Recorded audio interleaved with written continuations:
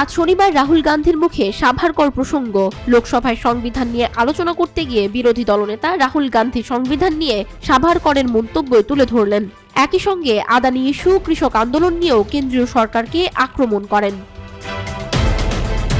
এদিন লোকসভার অধিবেশনে কংগ্রেস নেতা রাহুল গান্ধী বলেন, সাভারকর বলেছিলেন ভারতীয় সংবিধানের সবথেকে খারাপ বিষয় হলো এতে ভারতীয় বলে কিছু নেই। আমাদের হিন্দু দেশে বেদের পর মনুস্মৃতি সবথেকে পূজিত গ্রন্থ। আমাদের সংস্কৃতি, রীতিনীতিও তার উপরে ভিত্তি করে গড়ে উঠেছে। আজ মনুস্মৃতি আইন, এটা সাভারকরের কথা। সাভারকর স্পষ্ট উল্লেখ করে গিয়েছেন যে ভারতীয় সংবিধানে ভারতীয় বলে কিছু নেই। আমরা সংবিধান মেনে চলি। বিজেপির বই হলো মনুস্মৃতি। আমরা প্রতিটি মানুষকে বলতে চাই, আপনারা সংবিধান দ্বারা সুরক্ষিত। কংগ্রেস নেতা বলেন, সংবিধান বলে যে ধর্ম, বর্ণ, জাতপাত, লিঙ্গ বা জন্মস্থানের ভিত্তিতে ভেদাভেদ করা যায় না। আপনারা যেখানেই যান সেখানে এক ধর্মের বিরুদ্ধে আরেক ধর্মকে লড়িয়ে দেন। আপনারা ঘৃণা ছড়ান। সংবিধানে কোথায় এটা লেখা আছে?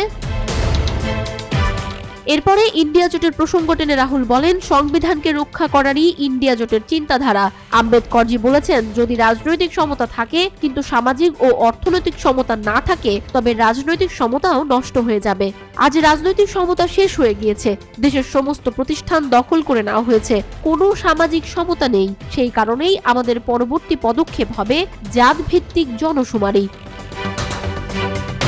সংসদে রাহুল বলেন, কয়েকদিন আগে আমি হাথরাসে গিয়েছিলাম। যারা অপরাধী তারা পাহাড়ে ঘুরছে। নির্যাতিতার পরিবার ঘরে বন্দী হয়ে রয়েছে। তাদের ধমকি দিচ্ছে, যে ধর্ষণ করলো সে বাইরে ঘুরবে আর নির্যাতিতার পরিবার ঘরে বন্দী থাকবে। এটা কোথায় সংবিধানে লেখা আছে? এসব হয়তো মনুসংহিতায় লেখা আছে। ওই পরিবারকে অন্য জায়গায় স্থানান্তর করা হবে বলে আশ্বাস দেওয়া হয়েছিল, আজও করা হয়নি। যদি না হয় তাহলে আমরা ইন্ডিয়া জোটের তরফে তাদের অন্যত্র স্থানান্তরের ব্যবস্থা করব।